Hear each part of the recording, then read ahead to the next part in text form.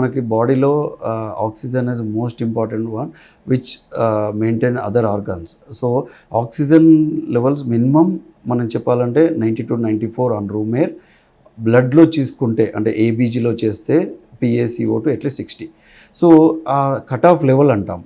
కానీ oxygen level మనకి ఇప్పుడు పోస్ట్ కోవిడ్ తర్వాత మనకి ఈజీ వే అందరికీ అర్థమైనది ఏంటంటే pulse oximeter which is way to detect whether really oxygen level అనేది మరీ నారో ఉందా, హై ఉందా, లో ఉందా అని. సో వీళ్ళలో ఏంటంటే ఆ oxygen level 90 is a cut off and ఏబీజీలో అయితే 60. కానీ ఈ ఆక్సిజన్ అనేది క్రానికా అక్యూటా అంటే ముందు నుంచి అసలు ఏ ఆక్సిజన్ ప్రాబ్లం లేదు, వాళ్ళల్లో ఇప్పుడు సడన్గా స్టార్ట్ అయింది, ఆయాసం స్టార్ట్ అయింది, కూర్చున్నా కూడా ఆయాసం స్టార్ట్ అయింది, వాళ్ళలో ఆక్సిజన్ లెవెల్ తక్కువ ఉంది అంటే that is very abnormal.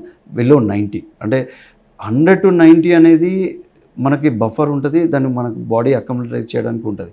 Below 90 అనేది చాలా సివియారిటీ పెంచుతుంది అన్నట్టు. అంటే సార్ 92 వరకు కూడా ఏం బాగున్నారు, 88 రాగానే ఎక్కువ ఆయాసపడుతున్నారు అలా. సో ఆ 90 బిలో అనేది కట్ ఆఫ్, 85 ఉంది అంటే మోర్. సో ఆయాసం with lower oxygen less than 90 అంటే మనం warning sign, we should not wait, we need to go for a immediate medical.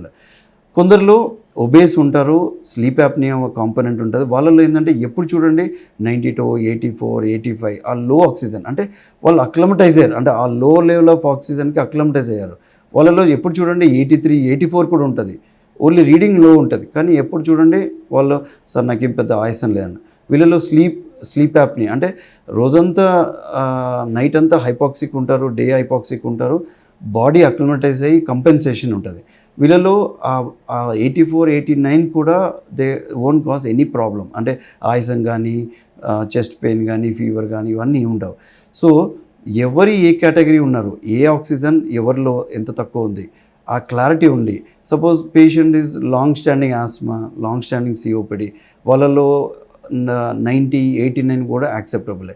కానీ too much of oxygen target చేస్తారు, సార్ లేదు సార్ ఆక్సిజన్ తక్కువ ఉంది 100% అని ఆక్సిజన్ సప్లిమెంట్ చేస్తారు.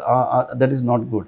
ఆ ఆక్సిజన్ ఎప్పుడు మనకి 90, 89 ఈజ్ ఏ డ్రైవ్ ఫర్ ఇది రెస్పిరేటరీ డ్రైవ్ అంటాం. వీళ్ళలో COPDలో ఎప్పుడు ఆక్సిజన్ 90, 92 ఉన్నా కూడా ఇట్స్ ఎ గుడ్ థింగ్. అంటే డోంట్ టార్గెట్ లైక్ అరే లో ఆక్సిజన్ ఉంది ఆక్సిజన్ సప్లిమెంట్ చేయాలి. వాళ్ళకి proper medication, proper titration of the dose, additional medication, add on therapy చేసేసుకుంటే వాళ్ళలో 92 కూడా ఇస్ యాక్సెప్టబులే. అదే 92 కాకుండా బిలో 85 వస్తుంది, మెడిసిన్స్ అప్రోప్రియేట్ ఉన్నా కూడా అవుతుందంటే they require admission or at least checkup whether really missing.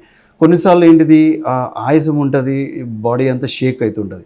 So అప్పుడు ఏంటి మీరు చూసేది ఎక్స్టర్నల్ పల్స్ ఆక్సిమీటర్, అంటే ఇన్ఫ్రారెడ్ రేస్ వల్ల డిటెక్ట్ అయ్యే వాల్యూ అది. అప్పుడు ఏమవుతుందంటే వీ వోంట్ డిటెక్ట్ ప్రాపర్, అదే అంటే వేవ్ ఫామ్ ఉండదు. అప్పుడు వాళ్ళకి లో వాల్యూస్ చూపిస్తుంటుంది, మనం ఇదైపోతుంటాం, అరే అసలు ఆక్సిజన్ డిటెక్ట్ అవ్వట్లేదు ఏదో అయిపోతుందని. సో ఆ ఫ్యాక్టర్స్ కూడా చూసుకోవాలి. కొందరిలో ఏంటంటే ఆక్సిజన్ సప్లై అంటే బ్లడ్ ఫ్లో అనేది తక్కువ ఉంటుంది, సో డిటెక్ట్ కాదు. ఆ టైంలో ఏంటిది మనకు పల్స్ ఆక్సిమీటర్ డిటెక్ట్ చేయదు. సో వాళ్ళలో కొంచెం హైపోటెన్షన్ ఉండొచ్చు, BP తక్కువ ఉండొచ్చు, అట్లా పల్స్ అనేది ఫీబుల్ ఉండొచ్చు. వాళ్ళలో ఏంటిది పల్స్ ఆక్సిమీటర్ డిటెక్ట్ కాకపోతే మనం ఎందుకు వచ్చిందని చూసుకోవాలి. ఇంకొకరికి ఏంటంటే అదర్ కారణాల వల్ల, సపోజ్ నెయిల్ పాలిష్ ఉన్నా కూడా వాళ్ళలో పల్స్ ఆక్సిమీటర్ పెట్టుకుంటే అది డిటెక్ట్ కాదు ఆర్ లో చూపిస్తుంది. So at least 30 seconds to 1 minute వరకు రీడింగ్ చూడడం.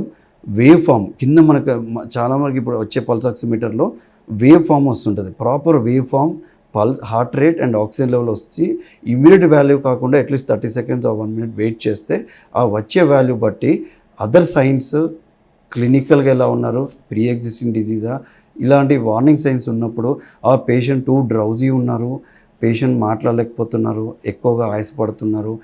ఎక్కువ ఆయాసం అంటే తన ప్రాబ్లం తను చెప్పలేకపోవడం, అంటే దాన్ని గ్రేడ్ 4 కింద, అంటే సివియర్ బ్రెత్లెస్నెస్ అలా ఉన్నాయంటే ఈ లో ఆక్సిజన్ అనేది warning sign.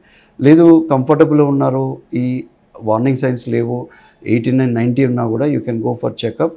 What is the reason, whether acute or chronic అనేది మనం కేటగరైజ్ చేయొచ్చు.